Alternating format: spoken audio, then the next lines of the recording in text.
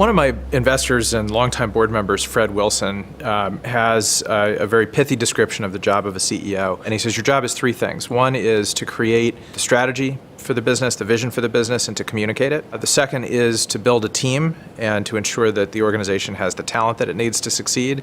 And Fred would say the third thing is to make sure there's enough cash in the bank. I would extend that a little bit to say the third thing is to make sure the company executes on its plan, including being properly financed. All three of those roles, or all three of those functions are critical. Right? You can't have a successful business without a good strategy, a good team, and good execution and enough cash in the bank.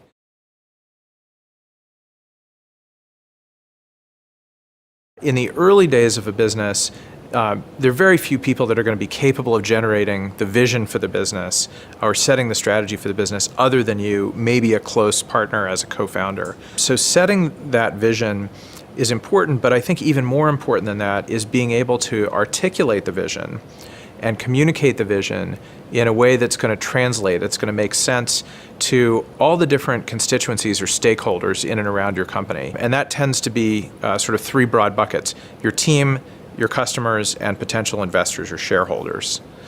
So CEO's vision, I would say, is as much about the communication of the vision and the strategy as it is setting it in the first place, because that's really how you're going to be able to rally people to your cause.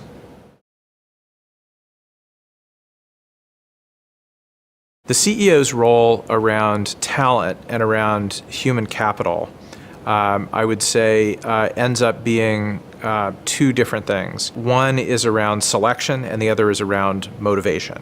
And there are lots of different pieces of each of those things.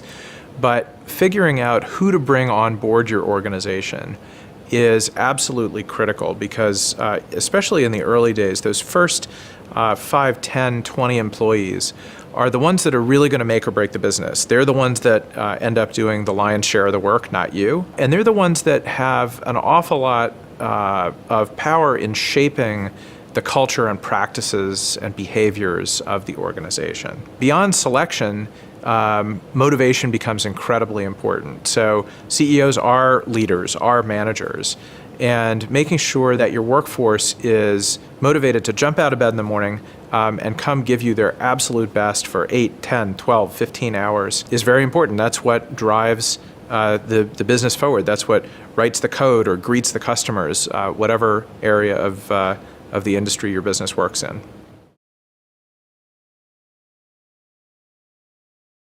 Execution is linked directly to the motivation of people in the organization, and it's directly linked to the strategy you set as well.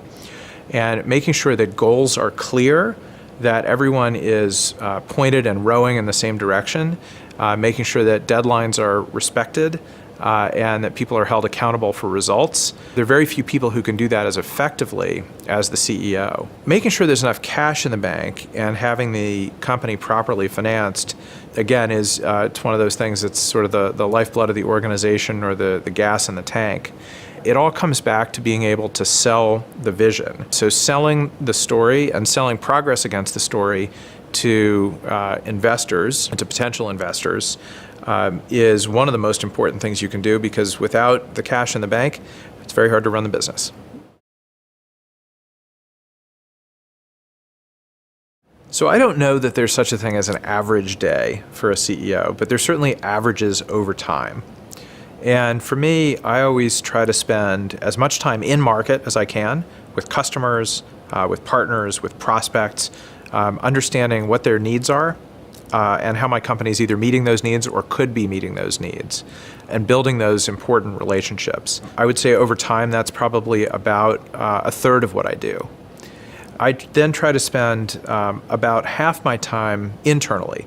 And internally can mean lots of things. It could be one-on-one meetings with people who report to me. It could be team meetings with my executive staff. And the rest is going to be odds and ends. It's going to be time with board and investors.